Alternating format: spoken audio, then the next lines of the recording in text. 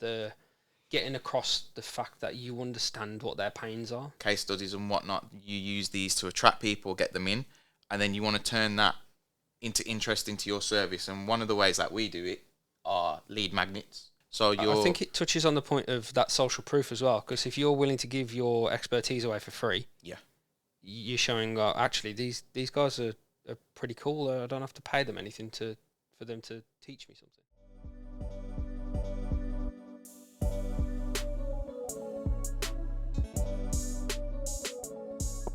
Hello, and welcome to the Into the VOiD podcast. It's our job to make digital marketing friendly for you. And so, before we get into this episode, we'd like to point your attention to our free website audit. Uncover the truth about your website's performance with actionable insights delivered straight to your inbox. Visit the link voidapplications.co.uk/free website audit, fill out the form, and get access to key information you need to make sure your website succeeds. Now, on with the episode. Enjoy. Hello and welcome to episode 4 of Into the VOiD, a friendly guide to digital marketing. I'm your host Neil Cooper, director here at VOiD Applications, and with me is the MD of the same business and co-host of the pod once again, Chris Carter. How are you doing, Chris? I'm good, thanks. You? All good? I think so. Yeah. There's been a little bit of change up again. Like we mentioned in the third episode, we've been going through the routine of figuring out how we want this shot, and we've settled on some different cameras this time. So for the visual listeners who are on YouTube, you'll probably see some differences again. We're just trying to improve for you guys to be able to take in this stuff in a more leisurely fashion. And for the audio listeners, if you haven't, please go over to the YouTube and check us out. With that being said, onto the subject. Today, we're diving into something that affects every business with an online presence. How your web design can dramatically influence the quality of your leads. But before we get into the nuts and bolts of designing for your ideal customer, change it up a little bit. I'm going to spring a quiz on you, Chris. How does that feel? Yeah, let's do it. Yeah. Right, so I'm going to throw some stats your way. No cheating. Ooh, okay. No cheating. Am I going to cheat? By looking at the iPad. Can I use Google? Absolutely not, actually. Put that on airplane mode. Right, so I'm going to throw some stats your way, and you have to guess if the real number is higher or lower than what I actually say.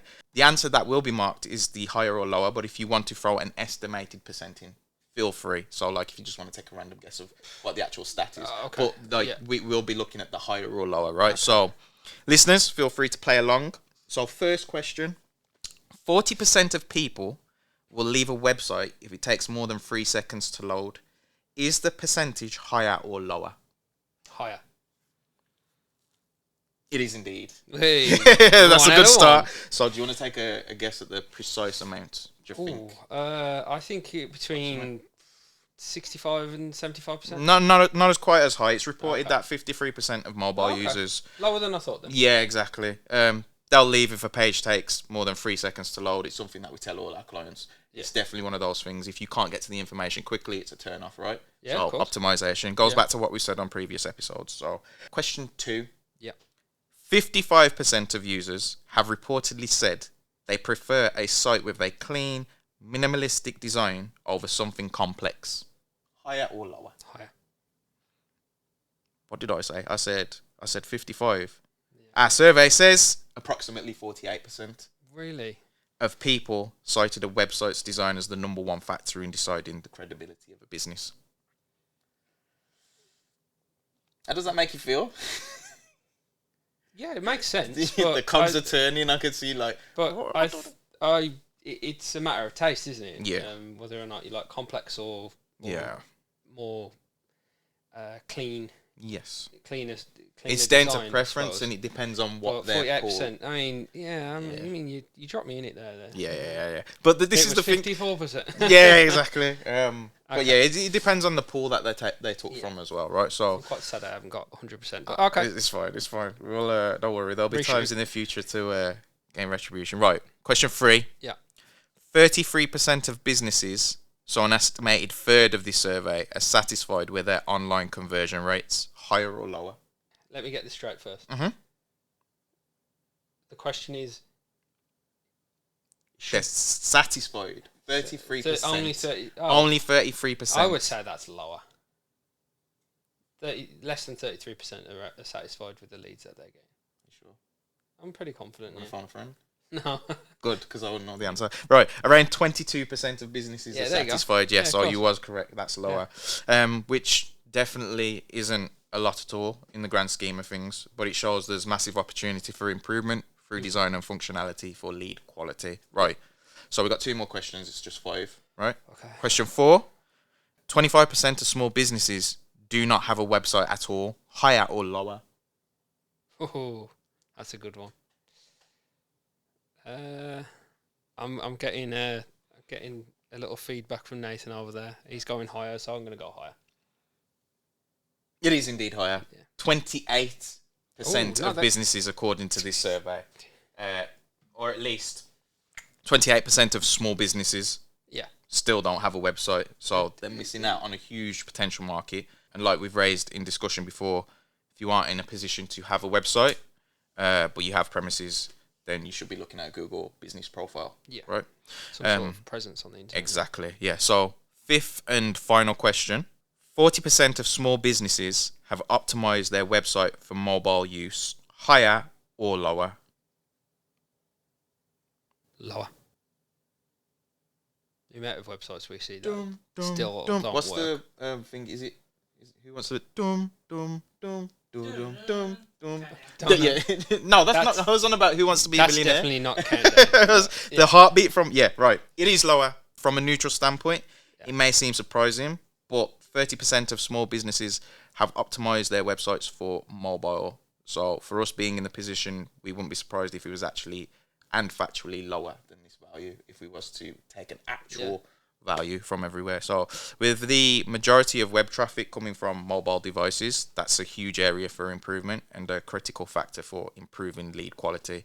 So, and it's something we've touched on every single episode. Like every time we talk about optimization, speeds and whatnot, that is the one thing it leads back to as well, because there's so many users on mobile. So yeah, there's no revelations there really, is there? No. And it's pretty good. 4 out of 5. 4 out of 5. Yeah. That one was a doozy. I set you up on the second one, I'm not gonna lie. Yeah, so that was basically a nice way to lead into what we're going to be discussing. I'm gonna move this over here, so I'm still in front of the microphone. So setting the stage for identifying what a high quality lead actually is, and to do that, I want to ask you, in the context of us, VOiD, or a digital marketing / agency perspective, what does a high quality lead look like?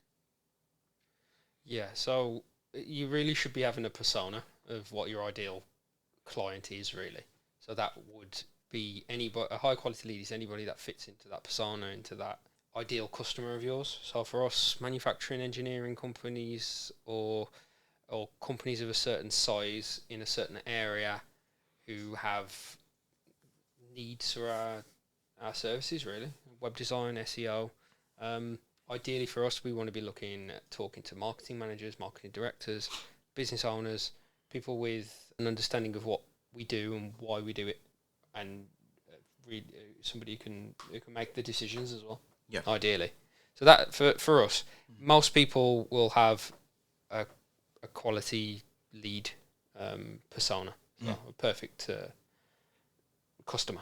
So we've got an idea of an ideal customer, somebody who's in the role of decision maker that knows what they want and the way that they need to move the business in order to do this. So how do we, to begin with, how do we start designing to attract them? For example, if we're just starting out and we're trying to bag our first ideal client, what would the steps be to take? So you talked about personas. How do you go through and even begin to understand that persona? A lot of it's going to come down to the content that you're using, the words that you're using, the getting across the fact that you understand what their pains are. Yes, we touched upon this before, but you need to.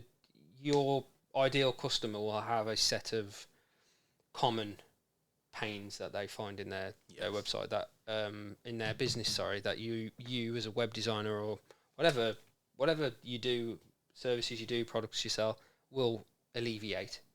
So your content will be the main key, and then it's about how do we start telling a story from top of the page to the bottom of the page, because one of your quiz questions could have been what was the percentage of people that actually get to the bottom of the web page, even above, and it's below the fold sort of on thing. our website we know it's less than 30%. So all of the really important catching hooks that we want to use to get people to really engage with what we're trying to say on our web pages is going to be at the top.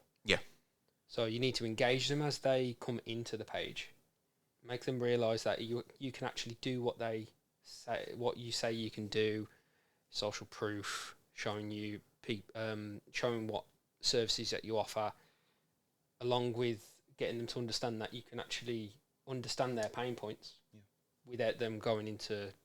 They don't have to spill. They don't have to give you everything. You're already showing your authority by understanding where they're coming from in order to alleviate their stresses with the work you do, right? So with that, then the ideal customer has been identified and fleshed out to a degree, and because you've done the research to understand their pain points and what you're trying to alleviate as a service delivery, what are the key elements then that are most effective in attracting those high quality leads? What are the vehicles, if you will, sort of like that we use or we've gave people to use? So again, it really is content, but putting your content into sections such as your opening hook. If you can get people to understand exactly what you do and who you do it for, that's an opener really. Then you want to start showing people that you understand their pains. You want to show the user that you can actually do what you say you can do. So that would be your social proof, so your reviews, links out to case studies, testimonials, then start answering some questions that they may already have. What you really want to do is make their decision-making process as easy as possible. So when they land on the page, they need to know everything about why you can do what you say you're going to do for them, and get them confident in the fact that you can do it for them as well. So some of the proof of concepts, case studies and whatnot, you use these to attract people, get them in, and then you want to turn that into interest into your service. And one of the ways that we do it are lead magnets. And we when you go to other people's sites, especially if you're scouting out your competitors, you'll always see some sort of lead magnet from the more established businesses. First of all, what is a lead magnet? What does the term mean? And when we're designing these like lead magnets, what is the end result we're looking for? So lead magnet is, I believe, a very old and tried, tested way of getting leads through. It doesn't necessarily have to be through your website, but it could be in person. People do it when they're at expos and different things. You go to an expo and they'll say, put your business card in this big old fish bowl and you might win something. That's a lead magnet. When you come on a website, it might be a pop-up that says, hey, get your free web audit. Exactly what we do. You're giving away something for free in exchange for that person's information. You want that person's information because you want to either direct market to them or keep them on a drip-fed marketing campaign. There's loads of things you can do in every industry. Free web audit is probably the most on-the-nose one that web agencies can do. There's 50 tips on best web design. There's here's your 101 tips for SEO on your website, or getting started with SEO, beginner's guide, different things like that. You're giving away content in exchange for usually an email address or a phone number or something like that. They work with every industry, no matter what. It just depends on what content can you give away. It's got to be compelling. For us, it's pretty easy because we know, well, a lot of people are going to have pains in SEO. Why don't we teach them about SEO? Most people will learn a little bit more about SEO and then realise I ain't got the time or the patience to do it. I'll get somebody else in. Then they come to us. Or you give away the free web audit. It gives them an idea of what they actually need to do with their website, because they might not know. But just giving away something for free. So it's cluing them in without them having to invest as well. So it's saving them money it's saving them money before they approach you for any sort of service, right? So I think it touches on the point of that social proof as well, because if you're willing to give your expertise away for free, you're showing actually these guys are pretty cool. I don't have to pay them anything for them to teach me something. It works. Yeah, so obviously this still needs to be implemented, and you can only, especially if you haven't got the expertise, it comes to a point that you're going to run into maybe some sort of blockage where your expertise doesn't go over that hurdle, and that's when you've got the information, you know what you're asking for, there's less chance of you getting conned into something that you wasn't meant to be doing. So for example, we do the web audit, we tell you these things you can then go out and find yourself. With our web audit, it's what's the word I'm looking for? No obligation. No obligation at the end of it. So if it means you've got your own developers, at least then you can go to them. And then it raises the point that if you have this and you approach them and they don't know what you're talking about or aren't ready to action it, then at least you can question it, what the whys and hows, and you're in a better place to do that.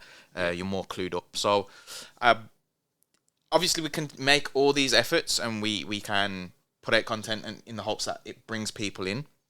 However, how do we track this? So going through the process, we know what a high quality lead is. We've identified them. We've now at this point designed for them. This is what the lead magnet for. This is the authority building that we do on the site to keep people engaged, give them information. But how do we track our performance so that we can continuously improve upon the formula going forward, so that there's consistency and it's not just seasonal upticks? Yeah, so you have to track, because you don't know what you don't know. Mm-hmm. You don't know if you're getting the leads in. It could be that one thing is working and then you think, actually, none of this is working, so you're not getting enough leads, and then you actually change the thing that was working for you and you get less leads. So tracking it is really important. Google Analytics, number one tool. Yeah. Find out where your traffic's coming from, how much traffic you've got, what the demographics are, where they're coming from in regards to source. So if you're running adverts, you can see if they're coming in on ads. Is it organic? You can see how well your SEO is doing. If it's referrals or social media, you can see all of that stuff. You can see exactly where it's coming from. Yeah. Put tag trackers on your call to actions, so you know what buttons are being pressed, where people are coming from. Track thank you pages at the end of contact forms. Yeah. To make it easier to know. If you've got multiple contact forms, make sure you know which contact form is being used when you're getting an inquiry. So just to put that into context for people that may not be aware, like if sometimes you've got a form and you press submit and then the loading circle will come up and then you've got thank you for submitting, right? Yeah. And that's still, it's on the page, it's submitted, but there's no result of action where that person has been tracked to go to another page. So it may get lost in numbers that they've actually submitted the form and that they've gone to another page successfully. So that's what Chris is referring to with regards to redirecting them to a page on successful submission. You can then see how many people have actually been to that page, and you know that if you set up no follows on those pages, that the only way to get to that page is to have clicked and submitted the forms. But yeah, if you've got multiple forms, make sure you know which forms are being sent. Make sure the form is telling you this form was filled out on this page. All of that good stuff. And Clarity, Microsoft Clarity. There's lots of other ones around for Microsoft Clarity. Like we've used Hotjar in the past. We've used Lucky Orange. They're great, but they're paid for. Microsoft Clarity's come along and basically does what Hotjar does and what Lucky Orange does. Pretty much. I mean, it's not really up there with them in terms of the way that it's not as user friendly, I would say. There's a bit of a learning curve with Clarity, but it does exactly what the others two do. Yeah. And that is record sessions. So when a user lands on your website, it'll record a session, it'll then give you heat maps and scroll percentages. That's how we know that only less than 30% of people actually get to our footer. Yeah. It takes a lot of sessions and combines them over a period of time to give you those percentages. So you can see if there's a really good piece of information on your homepage, for example, but only 40% of people are getting there, it might not be the greatest Yeah. idea to keep it there. You might want to push it up, and vice versa. Yeah. You can also tell where the hotspots are. So if there's a button there and there's a big hotspot on the button, you know that button's been used. Yeah. That with tracking will tell you. It's pretty good. And especially if you can get an idea of when you do get a lead through your website, go to Clarity, try and find that recording and see what that journey was. See what that successful conversion journey was. Yeah. So you can get some ideas. Because that's going to basically outline the steps for the improvement of your plan with regards to designing for your ideal customer. Because it is a bumpy road and it's not something that you can fix overnight. And everybody uses these websites, or just that everybody has a different use case scenario, especially when it comes to tracking. As if we're talking website specific, because with tracking you can do it in your applications. You can do it on an array of other things, but for website tracking, especially if they're using a different browser, if they run into any hiccups, you can see that machines, it will identify whether it's a mobile, a tablet, your Mac or your PC. So all of these things come into play. So I think that ties up neatly into the rest of what we were saying. If it's like, and this analogy might not work, but I'm going to give it a go, so you can cut that bit out. Yeah. But it's like you're driving down the motorway. You don't need to make massive adjustments to the steering wheel. Mm-hmm. You make small corrections as you're going along, as the road needs, as you are in your lanes. That's what you need to do with your website when it comes to conversions. You need to make small adjustments because if you're wildly changing from left to right, you're going to be missing something. You're not going to really land on something that works. You need to make small adjustments to the things that already work. Yeah. Of course, that lends itself to a point. A/B testing. If you really want to make that massive jump, especially if it's a case of using Google to see the results and you want to see how your keywords are reflected, once that page is indexed and it's comparing the two, it will pick one. So if you do want to, I don't know, swerve into the other lane for whatever reason, that you're trying to avoid an accident. Let's say that's the only time you should be swerving on the motorway, by the way. If you're trying to avoid... But then again, don't... let's not... But basically, if you do want to try the other lane, there's A/B testing. And what we mean by that is just setting up another page, for example, with a similar link structure. Not the same, because obviously they can't both... you can't do that for websites anyway. Put A or B on the end, really. And then see how that performs. And then that's your way of doing a big change, for example. Unless, of course, you're going for a complete redesign. Well, there's two ways of doing A/B testing in my view. There's running ads and literally using A/B testing. So the ads will present A or B. Yeah. And then you can see how well it does over a certain amount of time. Or if you want to do it organically, if you've got enough traffic to your website, you can run page A for 2 weeks. You can run page B for 2 weeks. Yeah. You can see it that way. Either way. Yeah. Yep. Great. So I think that coming to a close with this. So if you kept up with what's been said, there's a concise plan of action that can be carried out. It is over a longer period of time. Obviously, you can't just do this overnight. But all of these things intertwine themselves with what we spoke about on the previous episodes.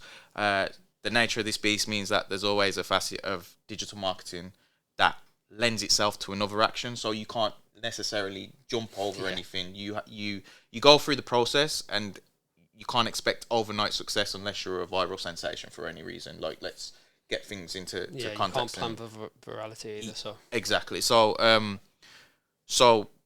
talking about our previous episodes, like after we've understood what our ideal lead is and we design for them, we need to take into account user-friendly design as a whole, right? So our ideal lead isn't everybody, and that's something that we've encompassed into our site, that we know who we're designing for, but we still want to talk to as many people as possible. So you've got to take that into account with your content and your framing, which has a direct impact on website speed, which is intrinsically linked to analytics, which we've just spoke about because... we're cutting that bit. No, we're not. So all of this has a direct impact on website speed, which is linked to analytics because this has a major impact on SEO. Yeah, I think we're 4 episodes in now. They all kind of work together. If you want to get high quality leads, your SEO needs to be where it is. Your design needs to be high quality, friendly, usable, and obviously it needs to be quick, or people are going to bounce, as we found out in the quiz. Yeah, in the quiz, yeah. So processing this episode in a too long don't read. You need to identify what a high quality lead means to you and what these desired outcomes of working with them are. Understand what their needs, wants, and pains are, and how you solve them. How do you fit into this equation? Take this information and design to attract them via social proof and trustworthy direction. Your testimonials, your lead magnets, and just everything that will make them think that you're an authority in that space. Case studies, FAQs, as much I know what I'm doing and I can prove it. Yeah. Content, basically. Yeah, and then from that you can monitor the outcomes, so you can see where there's an uptake or drop off, so you can further refine your approach and create more opportunities for outreach. And you'll do that through the analytics, and that will feed into whether or not you've got issues or not, and you can solve them. So you're always coming back to the start to sort out your roadmap to success, basically. So yeah, that's to wrap it in a bow. Obviously, we've spoken about lead magnets. We ourselves have one, which we've discussed, and it is a free web audit. So if you'd like to take that, you can go to voidapplications.co.uk/free website audit. That's free-website-audit. And the link will be in the description of anywhere this podcast appears. So there you have it, Chris. Any final thoughts, words of wisdom for listeners? Other than do your research. No, do your research. But if you don't currently have a ideal customer persona, start working on that. Yes. It will drive all of your marketing. Yeah. Just not to go back into it, but we were stuck for a while, not understanding how to increase our outreach and bring in the ideal clients, and everything began to change when we understood who it was that we wanted here with working with us. I think one of the things that helped us was, let's look back at who we were already working with. Who do we like? Who have we really enjoyed working with? And that will actually answer some of the questions, probably. Yeah. So depending on where you are in your business and where just your life cycle, looking back on who you've attracted before, that's a massive one. Obviously, if you're newly starting out, then put some thought into who you want to work with, because a lot of the times you are working with them as much as you're working for them. Yeah. So, with that being said, thank you for listening. We'll be back with another episode. Please subscribe where possible and follow on all the channels available. Links will be in description. Once again, I'm Neil Cooper. This is Chris Carter. Peace.